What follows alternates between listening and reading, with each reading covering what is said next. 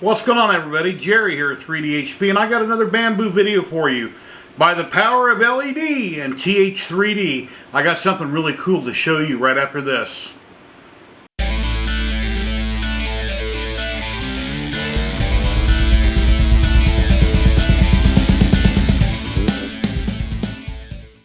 Welcome back, guys. Here's my second video I've done in so many days for TH3D. And today, you know, if you have an X1 Carbon or a P1 series and it ain't quite bright enough and you like doing time lapses and they're kind of dim, kind of like 5 o'clock at night, sun's going down, and you want a little more power, you wish it was a little bit brighter. As you can see, not too bright in there. You can see your print, yeah, sure, but it's not that bright. Well, I have an answer for you. Tim with TH3D has version 2 of his lighting kit right here. This is for the X1 series, and they also sell them for the P1 series. They're very inexpensive. There's 3 little LED strips. One that goes on the left side, the back, and the right side. It's got little tiny retainer clips to keep it up and out of the way so your wires aren't drooping. And we're going to install it real quick. I'll show you where it goes, how it hooks up, and we'll check out their website with other cool products. So here we go. Okay, let's open up the little package here and see what we got. Okay, we've got 3 LEDs with the connector and little clips. We have 1, 2, 3, 4, 5, 6, 7, 8, 9, 10. We have 10 little clips, so once we get it installed, we can hold the wire up out of the way. So that's very nice. There's so many clips there if we need them. Okay, you've got your AMS setting down on the ground. You remove your glass cover carefully, set it aside, and the printer is turned off. So now you come up here on the X1 Carbon. In the top left corner on the inside, there's a little door here. You can grab with your fingers, it'll easily click open. We're looking for this connector right here in the top right corner. It has a red and a black wire. There's probably going to be hot glue on that of some sort. Carefully pick off the glue. Use a very tiny screwdriver or something and try to clean it off very carefully so that you can wiggle that wire loose and unplug it. Now, as you can see there, I've got it unplugged. That can just lay loose. It's not going to be used. We are not going to be hooking up the stock light again, but there's no reason to remove it. If at some point in the future you ever want to plug it back in, you can simply reverse this, take your lights back out, plug the stock one back in if for some reason you feel you need to do so. Let's take your new lighting kit that you have here. Take the very tiny plug and let me put on my reading glasses so I can look at it. And it only goes in one way. There's a notch on one side. So let me look at the old connector here, see which way that goes in. Okay. Once you determine which way to put it, and very carefully it presses right in place. Okay, in the top of this cover, there's a small notch right here. Where my finger is, right past this ring, there's a small notch. We're going to run the wire out that and close the door.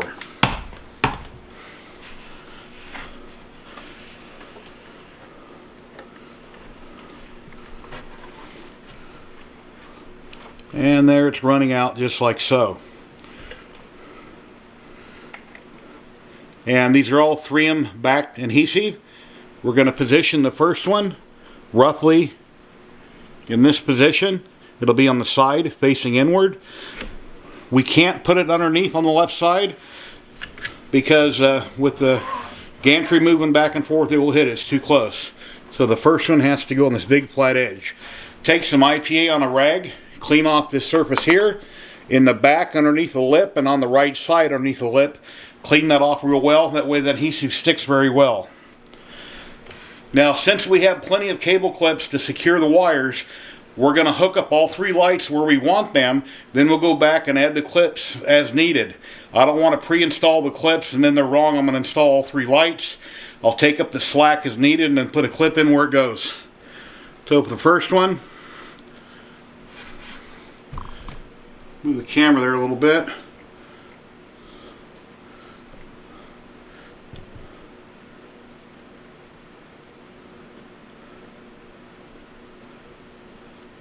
I'm going to get my fingernails under that paper. Trimmed my nails last night and it's kind of hard to grab anything. There we go. Okay, that's pulled off. Get it nice and even near the top.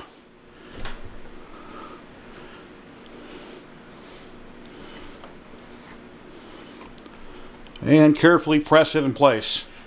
You don't have to put a lot of force, just light pressure with your thumb. Go back across it. As you can see, we have a little excess wire. We'll deal with that in a minute. Okay, now we're looking at the rear. There's a lip where the glass goes on. We're going to be mounting a second one underneath that lip towards the front. We don't want it way shoved in the back. We want as much light as possible to be beaming down in the unit, so we don't want to put the light tucked in the back, more towards the front. Okay, the second one backing is off.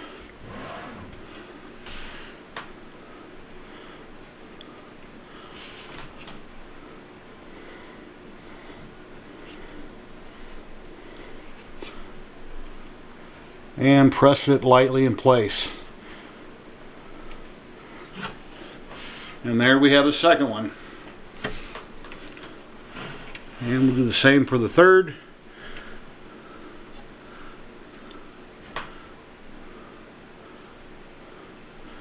Remove the backing with your fingernail. The paper backing. Try not to touch adhesive with your fingers. We want it to stay sticky.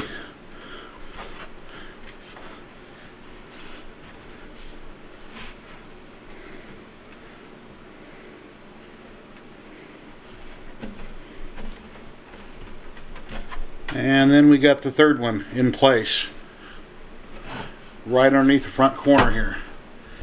Okay, now we just have to take up the slack and add the different clips to keep the wires up out of the way. The cable chain does run down the right side of the printer, so we need to pay special attention to where the clips go underneath that lip to keep that wire out of the way. Okay, taking a look around, you can see where I've got the clips. You randomly put them wherever you want them. Now, when you go up underneath the lip, the clip has a little mouth that opens on one side. Be sure you have that facing forward, which will make it easier to pop the wires into the clips. Once I've done the one back in the corner here where the cable chain connects, I wound up putting the clip on the wire first so I could tuck it underneath the corner. I originally tried putting the clip there first and it wouldn't work out, so I took it off. There was plenty of extras, and I restuck it. A lot of times when you press these on, you remove them, you'll rip up the stickiness of that foam tape. So you have, but luckily there's plenty of clips. And as you can kind of see going around, just went down around the sides, and got all the clips put in. There were two tiny little places where I had a little excess wire, and I wanted to make sure it was kept out of the way completely. So I took a little tiny piece of Scotch tape, and I put a piece of Scotch tape up in the corner, and I tucked the wires, which worked perfectly fine. Scotch tape is a wonderful product, so if you run out of clips, here's your option. Get a little piece of Scotch tape, and it'll help out where needed. So let's put the glass top back on, reinstall the AMS on top, and we'll get going. Okay, the moment of truth. Power on. Here we go. Ta-da! Check it out! Check it out! Wow, that's bright. Wow. That's very bright. Very cool. Let me do a comparison here. Let me print something real quick. We'll see a before and after when it's stock light versus bright light from TH3D. So here, check this out.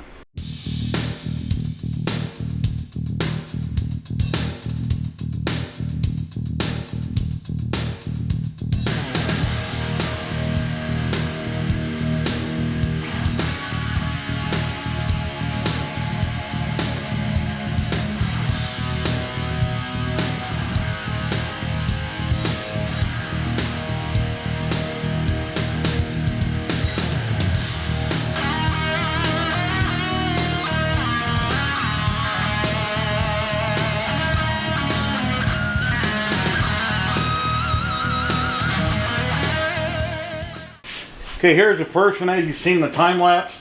This is a random, I don't know, I got this off, what's it called? Maker World? Maker World. It's a vase with a nose on it, so I guess it's like a face vase. I forget who it was by, but just want to pick up something bright and random. This is Polymaker filament I'm using here. And we got the other one here. Came out exactly the same. Slight bit of damage here and here.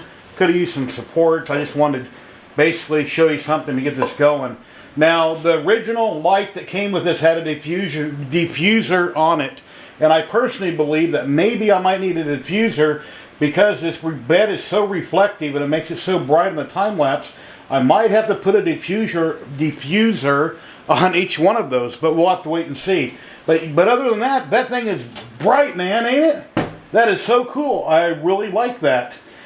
And then the case that it comes with, once you use the lights up, you can put your stickers in there. Got TH3D stickers in there. Love stickers. So anyway, got some a little sticker case. Came out really good. If you should happen to live somewhere in the world where you can't get this from TH3D, because I think it's in America only, from th3dstudio.com, this might give you an idea on another project or from another company where you might be able to do the same thing. But definitely if you're in America, the price is right. Go to th3dstudio.com. Pick this up. It's very inexpensive. And the same with the PTFE in the prior video that I did. If you live somewhere where you can't get the PTFE from them, the Tough Tube, there's other places where you can find similar products in the world. But if you're in America, you definitely want to buy it from TH3D. Because some people might say, oh man, yeah, that's a good idea, but I don't live in the USA. Then find something comparable in another part of the world, or you can message TH3D and they can possibly have some recommendations on where you can buy a product in a different part of the world that you might be in if you can't buy from them. But if you are in the USA, they have great prices. I highly recommend them. And yes, they sent me out this light kit free of charge. The PTFE that came out was free of charge, and I have a couple rolls of filament that I'll be reviewing some colors on. That'll be an upcoming video. But to all my channel members out there on YouTube, I thank you very much. You guys rock. You really help my channel out immensely. And I'll have a list here on the screen of all my channel members. And I thank each and every one of you and all my subscribers on YouTube. I'm trying to grow my channel. Please comment down below. Leave a thumbs up. Share my content. And I'll keep trying to make good content going forward. I always try to improve myself and do better. Please check out TH3D Studios. And to all my maker friends around the world, I just want to say thank you very much for watching, liking, subscribing, and happy printing, guys. Have an awesome day. Later.